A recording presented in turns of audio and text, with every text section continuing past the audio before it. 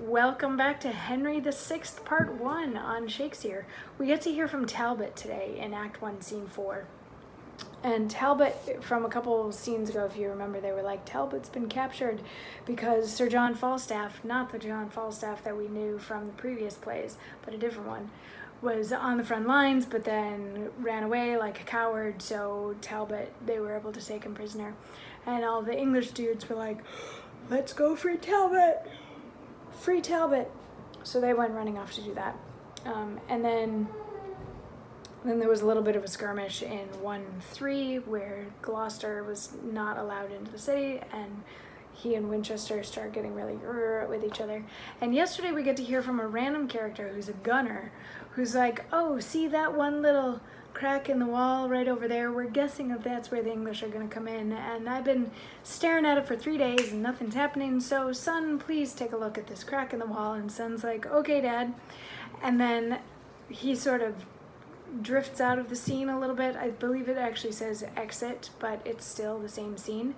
And so in enter the English, and they're chatting with Talbot because Talbot is all of a sudden there, and they're like, dude, Talbot, how you doing? Like, how was being captured? And he was like, well, I was ransomed, which was okay. Like, and I would have preferred to be ransomed for somebody who is worth maybe a little more, but yeah, I was traded one prisoner for another, and that's why I'm free. And they're like, yeah, but tell us, how were you treated while you were imprisoned? And he says, with scoffs and scorns and contumelious taunts. In open marketplace produced they me, to be a public spectacle to all. Here, said they, is the terror of the French, the scarecrow that affrights our children so. Then I broke from the officers that led me, and with my nails digged stones out of the ground to hurl at my beholders of shame. My grisly countenance made others fly. None durst come near for fear of sudden death. In iron walls they deemed me not secure.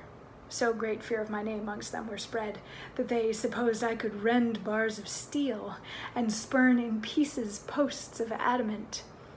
Wherefore a guard of chosen shot I had, that walked about me every minute while, and if I did but stir out of my bed, ready they were to shoot me to the heart.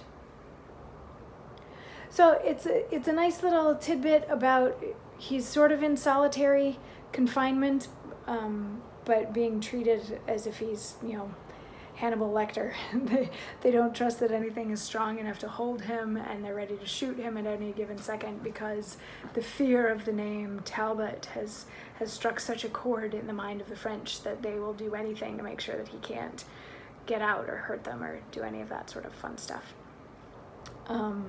And yeah, shortly he says this a little bit, and they're like, well, that sucks, but you want to go help us beat the French? And he's like, yeah, that looks like a good place to attack. So they head towards a very specific northern gate, and tomorrow we get to hear how well that turns out.